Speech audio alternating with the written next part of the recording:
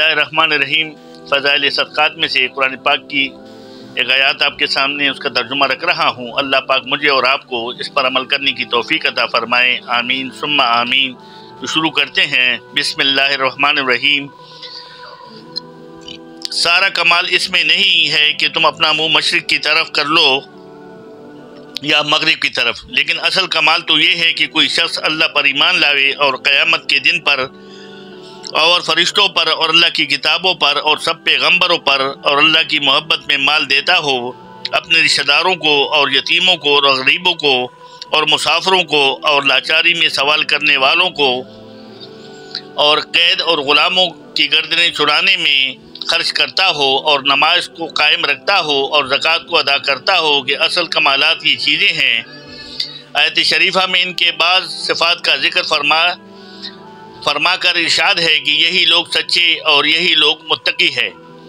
فائدے میں شیخ لکھتے ہیں، حضرت قتادہ رحمۃ اللہ علیہ کہتے ہیں کہ یہود مغرب کی طرف نماز پڑھتے تھے اور نصارہ مشرق کی طرف نماز پڑھتے تھے۔ اس پر یہ آیات شریفہ نازل ہوئی اور بعد متعدد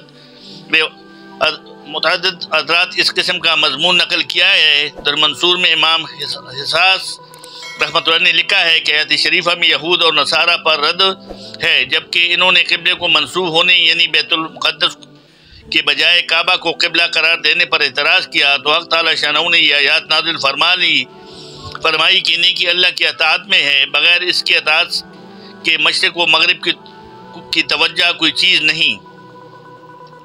اللہ کی محبت مال دیتا ہو کا مطلب یہ ہے کہ ان چیزوں میں اللہ جل شانہ کی محبت اور خوشنودی کی وجہ سے خرچ کرنے سے نام و نمود اپنی شہرت عزت کی وجہ سے خرچ نہ کرے۔ اس کے ارادہ سے خرچ کرنا نیکی برباد گناہ لازم کا متصادق ہے۔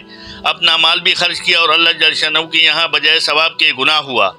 حضور اقدس صلی اللہ علیہ وسلم کا ارشاد ہے کہ حق تعالی شانہ تمہاری صورتوں اور تمہارے مالوں کی طرف نہیں دیکھتے کہ کتنا خرچ کیا، بلکہ تمہارے اعمال اور تمہارے دلوں کی طرف دیکھتے ہیں کہ کس نیت اور کس ارادے سے خرچ کیا۔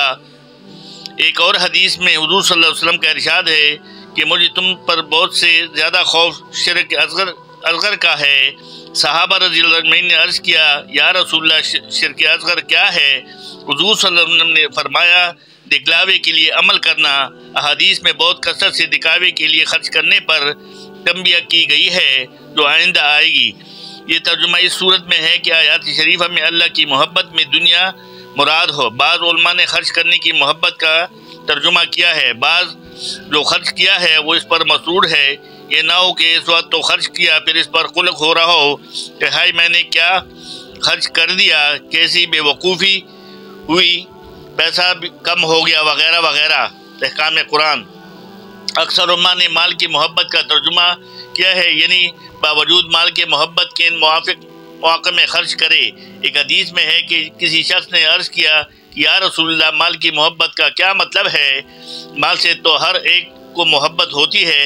حضور صلی اللہ علیہ وسلم نے فرمایا کہ جب تو مال خرچ کرے تو اس وقت تیرا دل تیری اپنی ضرورتیں جتائے اور اپنی حاجت کا ڈر دل میں پیدا ہو کہ عمر ابھی بہت باقی ہے، مجھے احتیاج نہ ہو جائے۔ ایک حدیث میں ہے حضور اقدس صلی اللہ علیہ وسلم نے ارشاد فرمایا، بہترین صدقہ یہ ہے کہ تو ایسے وقت میں خرچ کرے جب تندرست ہو۔ اپنی زندگی اور بہت زمانے تک دنیا میں رہنے کی امید ایسا نہ کرو کہ صدقہ کرنے کی ٹالتا رہے، یہاں تک کہ جب دم نکلنے لگے اور موت کا وقت قریب آ جائے تو کہنے لگے کہ اتنا فلاں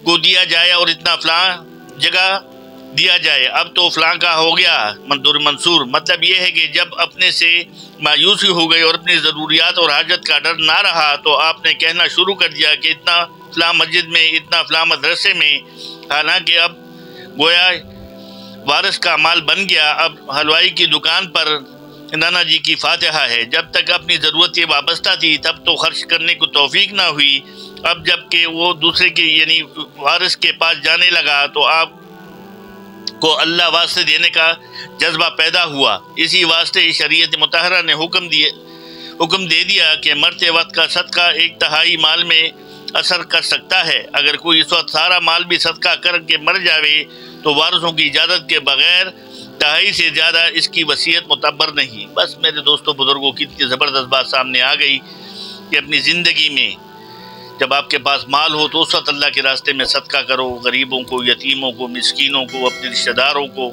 جو اس کی تفصیل میں آیا ہے ان کو دیا جائے۔ اور یہ نہ کہے کہ ابھی عمر بہت ہے، انسان کو اپنی زندگی کا کیا بھروسہ کہ کب اس کو موت آ جائے، کب وہ لاچار ہو جائے، زبان بولنے سے لاچار ہو جائے۔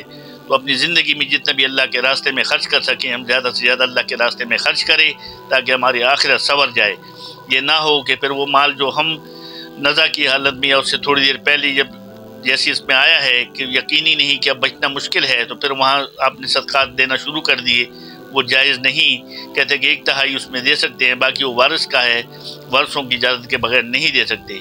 تو اللہ پاک مجھے اور آپ کو اور ہم سب کو اپنی زندگی میں اگر ہمارے پاس مال ہے تو اللہ کے راستے میں خرچ کرنے کی توفیق عطا فرمائے۔ صدق اللہ مولانا العلی العظیم۔